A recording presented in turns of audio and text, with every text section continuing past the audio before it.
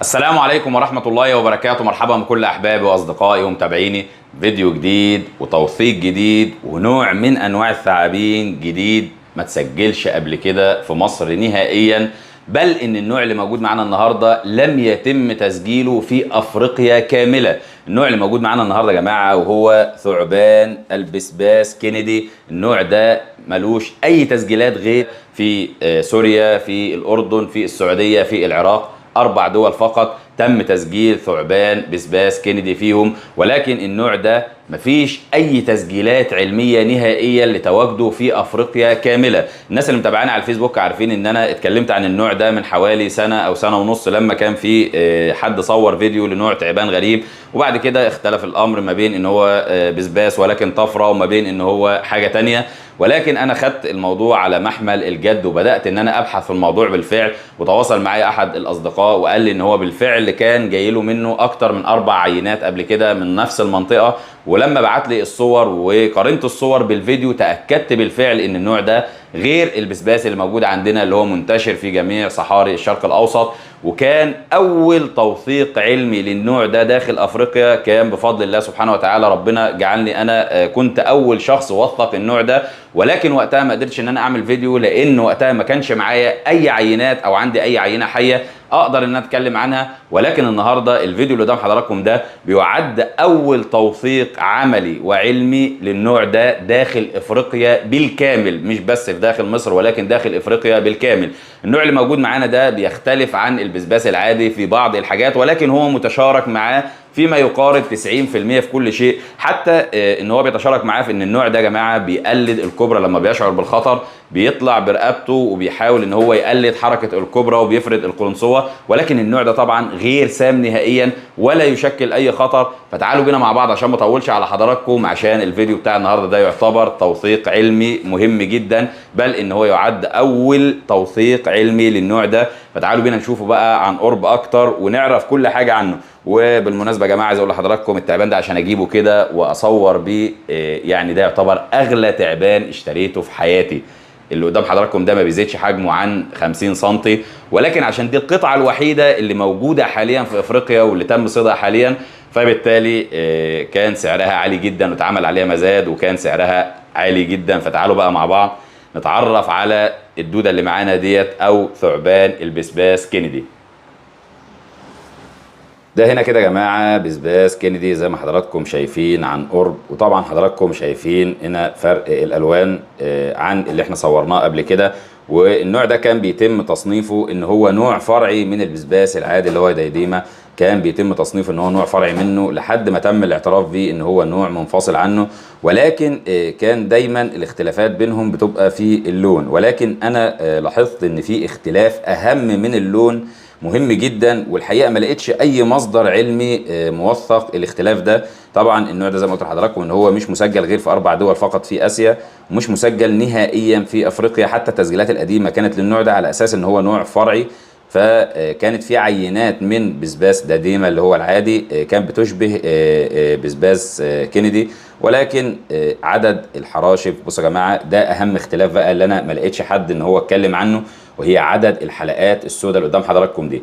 عدد الحلقات السوداء هنا في جميع عينات كينيدي اللي شفتها سواء في الصور او العينه اللي قدام مننا على الطبيعه او العينات اللي من خارج مصر، جميع العينات عدد الحلقات السوداء دي ما بين 28 الى 32 كحد اقصى.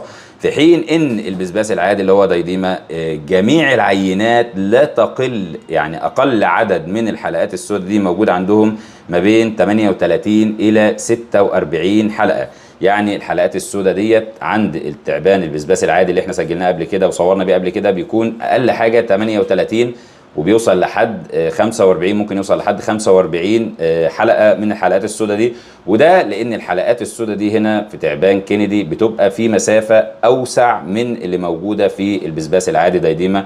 وطبعا انا عشان ما عنديش عينه حاليا من البسباس العادي فمش قادر ان انا اقارن بينهم، ولكن ان شاء الله هنجيب عينه وهنقارن بينهم.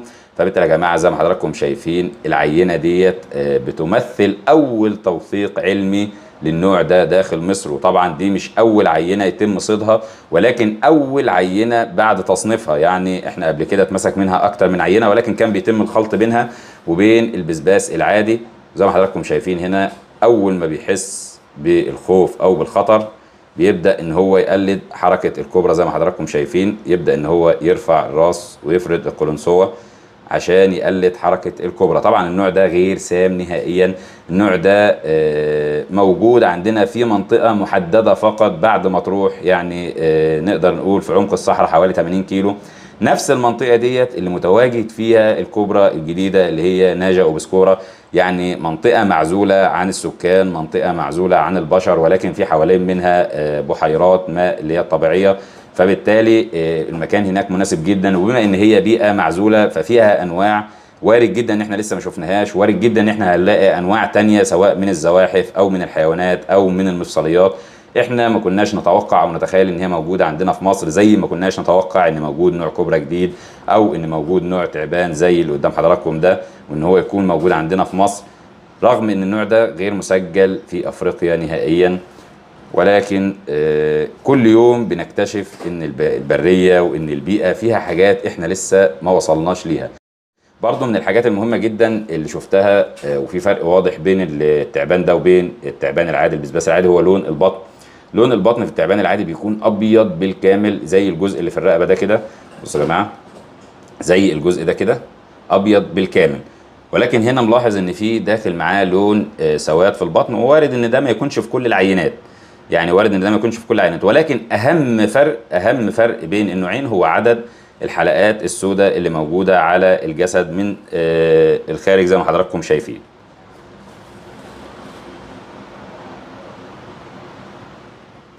وثعابين البسباس عموما بيطلق عليها اسم ثعابين ورقية الأنف، وده بسبب الأنف أو الخطم المدبب اللي قدام حضراتكم ده، إن عنده الأنف بيكون طويل عن باقي أنواع الثعابين.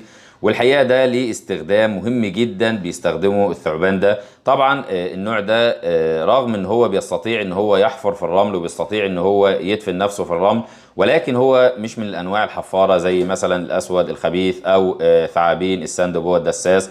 ولكن النوع ده ليه بيدفن نفسه في الرمل او ليه بيدخل للرمل؟ لسببين. السبب الاول ان النوع ده غذاؤه الرئيسي بيكون على الابراس وعلى السحالي، سواء بقى السحالي الدفانه او السحالي الناعمه. انواع السحالي ديت اول ما بتحس بالخطر بتدفن نفسها على طول في الرمل، فبالتالي الثعبان بيتتبع السحليه وبالتالي بينزل ورا منها الرمل عشان يتغذى عليها.